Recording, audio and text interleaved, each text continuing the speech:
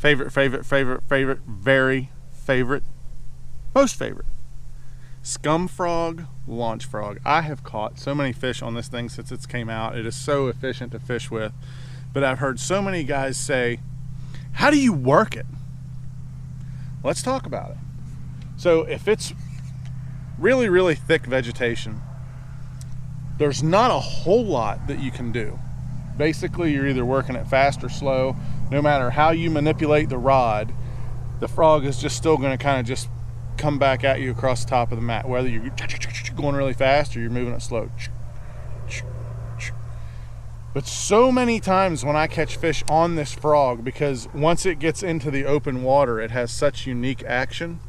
But I want to show you most of the time how this scenario kind of goes down. So if you look up through here, we got some good looking frog and stuff. It's some matted vegetation, but it's very thin matted vegetation. It's not super thick. So like what I mean is the canopy's not real thick. The canopy's very, very thin.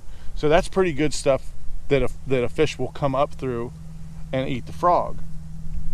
The key to me to this whole presentation, and I would say probably 30 to 40% of my bites come on this particular frog when it gets off of the really heavy grass and gets out in the open water, and I start doing what I like to call the dance.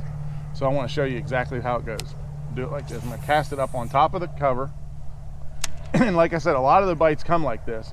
But whatever I do with the rod, there's not really a whole lot that's going to happen because the grass is dragging against the line, and I can't really manipulate the frog to do a whole lot of stuff. I'm just kind of popping it along. But now that it's just got out on the outside edge of the grass, here's where the dance happens. And once you get the hang of it, it's pretty easy. But it's basically walking the frog side to side. And how you do that is you twitch your rod tip, but what happens immediately is you throw slack back into it. You don't twitch it and hold it. You twitch and throw slack back. You twitch and throw slack back. And then once you get the dance going back and forth, it's easy. Once it gets started, it's easy just to keep that rhythm.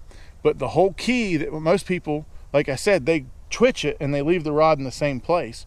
You have to, when that frog gets into that open water, you twitch and throw the rod right back to where you started from.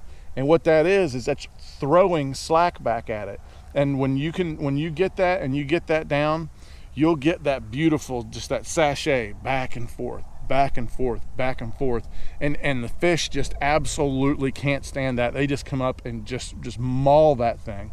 But the whole idea, once again, is anytime you get that frog in open water, it's twitch but throw the rod right back to wherever you started. If you hold your rod down, out a little bit, even if you hold your rod up, the whole trick is twitch but you throw the slack back to it.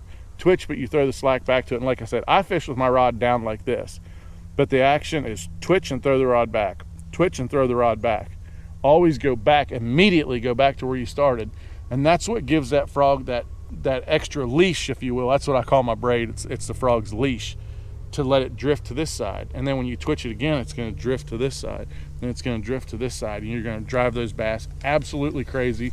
And that is going to help you get more bites in the open water when you're throwing old Scrum Frog Launch Frog.